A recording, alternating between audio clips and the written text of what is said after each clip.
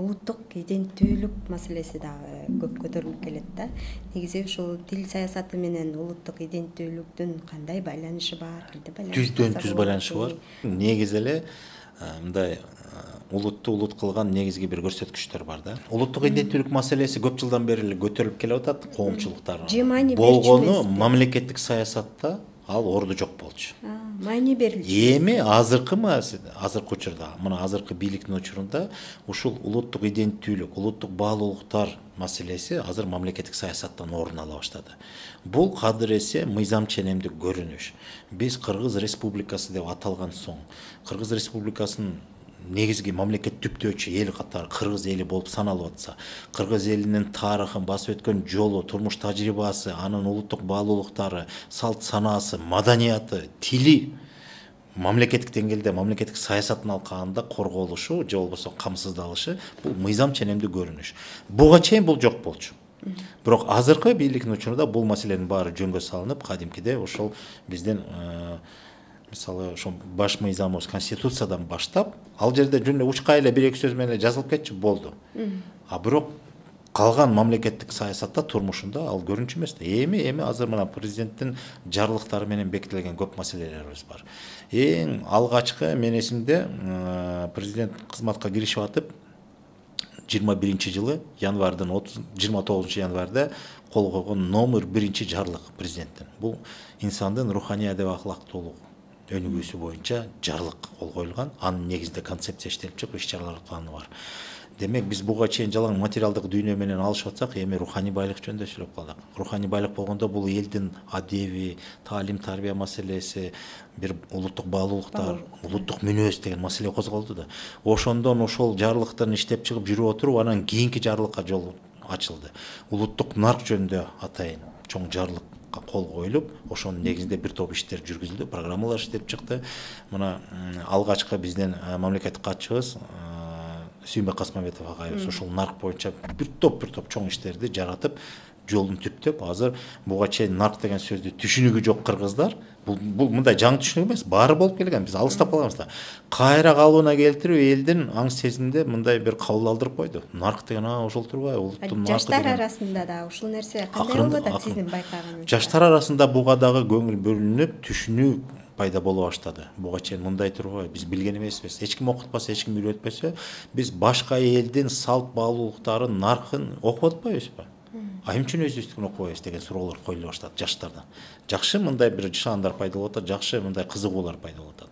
Анан жүрүп мына акырында президент акыркы жарлыгы менен, акыркы деп эми ушул жаатта идеологиялык бир чоң документке кол коюлду. Улуттук дем дүйнөлүк бийиктик деген уңгу жол. Орусчасын айтканда бул доктрина да. Мына ошолго кол коюлду да, бекитилди. Түшүнгөн кишиге бул мына биз эгемендикти алгандан бери өзүбүздүн улут болуп, эл катары түптөр, буга чейин канча мамлекет куруп, ошол турмуштук тажрыйбабыздын баарын эске алуу менен кийинки өнүгүү жолубуз кандай болот деген маселеге биз эми келдик. Ошону документтештирип, идеологиялык доктрина катары кабыл алып, эми ушунда могул нерселерге басым кылыш керек, мындай болуш керек, тиндей болуш керек деген. Мына ушул документтерде албетте мамлекеттик тил, же болбосо кыргыз тили өзүнүн ордун ээлеп келет. Ошол улуттук иденттүүлүк жаатында андан тышкары баса кыргыз жараны деген да концепция кабыл алынган. Кыргыз жараны деген концепцияны алкаганда жалпы азыр бизде саясатта эмне болуп атат? Кыргыз Республикасында жашаган баардык жарандар кыргыз жараны. Кыргыз деген республиканы атты да, демек кыргыз жараны. Башка улуттар кыргыз болуп улутка кирип кетүү маселеси эмес.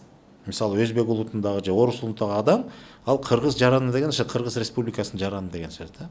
Ошондой тенденциямен кетип атат. Бирок ошол концепцияда дагы Кыргыз Республикасында жаран болуп биякта эсептелесиңби? Мамлекеттик тилди билип, ал дагы мындай бир артыкчылыктын бири. Себеби мамлекеттик тил биздин мамлекетте жашаган баардык жарандардын ортосунда негизги байланыштын тили катары ошол концепцияда кабыл алынган. Мыйзамыбыз деле ошону айтып турат. Баардык бүт нерсе ошого келип атат да. Демек улуттук иденттүүлүккө келгенде алгачкы көрсөткүчтөрдүн бири тил экени бул талашсыз нерсе. Мисалы ошол тил аркылуу биз өзүбүздүн тарыхыбызды, тамырыбызды билебиз.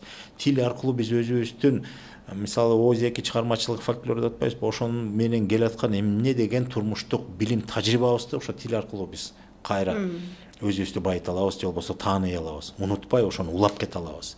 Тил болбосо ошонун баарын унутуп калсак, анда биз баягы өткөнүн билбеген келечекке жол таппайт деп макалда айткандай, биз ошондой бир туңгуюкка кептелген, жолду билбеген, бир тамтын баскан баладай болуп калабыз да. Ошон үчүн тил бул улуттук иденттүүлүктүн негизги куралы. Өзү тил жашоо куралы болсо, улуттук иденттүүлүккө келгенде бул ачкычы да. Тамырынан азык ала турган негизги курал. Мен ушундай деп түшүнөм кыскача. Тил аркылуу демек биз өзүбүздү тааныйт экенбиз, ким экенибизди. Мен ушуну мындай деп айтам да, тилдин байлыгы эмне менен аныкталат? Мындай суроо коелучу. Сөздүн көптүгү менен. Сөз. Тил деген сөз да.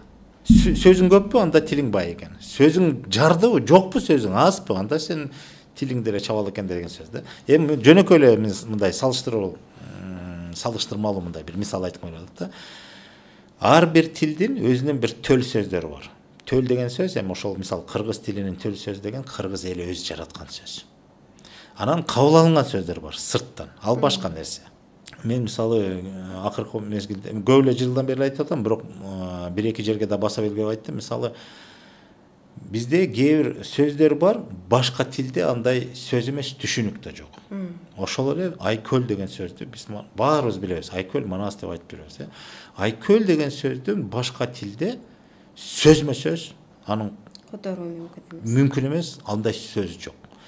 Сөз дейин десең, анда түшүнүккө келели деп, түшүнүккө келгенде дагы бүгүнкү кыргыз түшүнүктү дагы билбей калды да, негизи.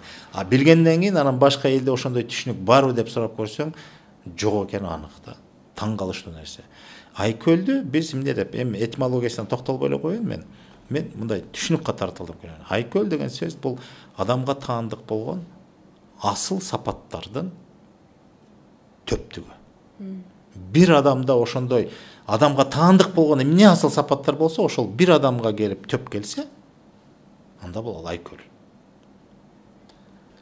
Мындайча айтканда, бул идеалдуу адам, кеми жок адам. Биз жашоодо азыркы заманда биз билебиз, психологияны окуп атабыз, илимди окуп атабыз, эмнени гана окуган жокпуз. Кеми жок адам жок да. Адам сөзсүз түрдө бир кемчилиги болот деп айтып атабыз. Демек, адамга таандык болгон баардык асыл сапаттардын топтому болушу мүмкүн эмес. Дүйнө ошентип айтып атат. Болбойт андай. Адам сөзсүз түрдө бир кемчилиги бар. Бир жамандыгы бар да. Жалаң жакшыдан турууга мүмкүн эмес дейт. Дүйнө айтып атат. Кыргыз айтып атат. Айкөл деген адам бар. Айкөл бул ошол асыл сапаттардын бир адамда топтолушу.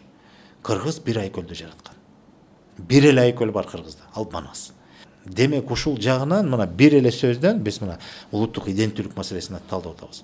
Бир сөздөн биз кыргыз элинин турмуштук тажрыйбасында бар эң бир жеткен, башка дүйнө элдери жетпеген бир бийиктигибиз бар экен. Кыргыз адам баласынан айкөлдү тарбиялап өстүргөн экен. Кеми жок адамды тарбиялаган экен. Манас ошондой болгон да.